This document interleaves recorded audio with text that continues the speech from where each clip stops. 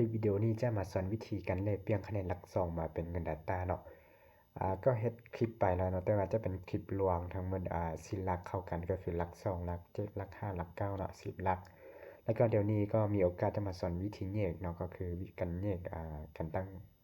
การเปลี่ยนคะแนนหลัก2มาเป็นเงิน Data ตัวนี้มี3วิธีเนาะก็อันที่1เนาะก็อยู่ที่100คะแนนอันที่2ก็อยู่ที่400เนาะอันที่3 900คะแนนเนาะ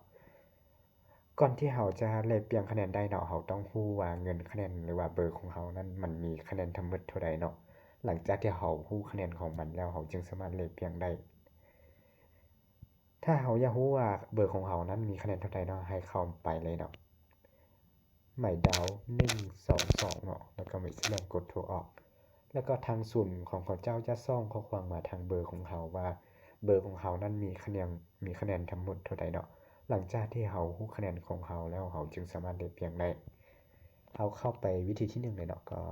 ปกติเนาะหมายดาว228หมายดาว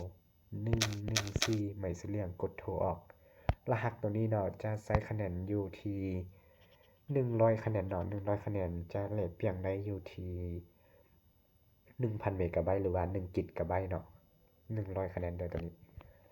เข้าไปวิธีที่2เนาะก็คือ228คือเดียวเนาะเปลี่ยนตัวนี้เปลี่ยนเลข4ตัวนี้เป็นเลข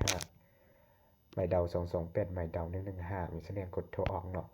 รหัสตัวนี้เนาะเราจะใช้คะแนนเปลี่ยนทั้งหมดอยู่ที่400คะแนนเนาะแล้วก็เงินที่เราเปลี่ยนมาจะได้อยู่ที่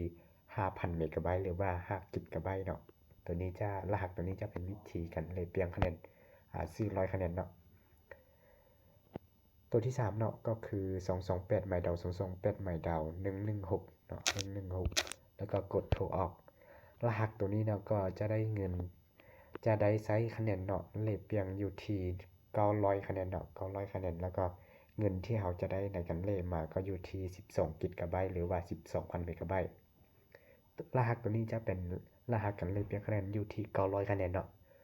แล้วก็คลิปวิดีโอนี้จะเป็นคลิปวิดีโอสั้นๆสอนเกี่ยวกับวิธีการเปลี่ยนคะแนนหลัก2มาเป็นเงิน Data เนาะ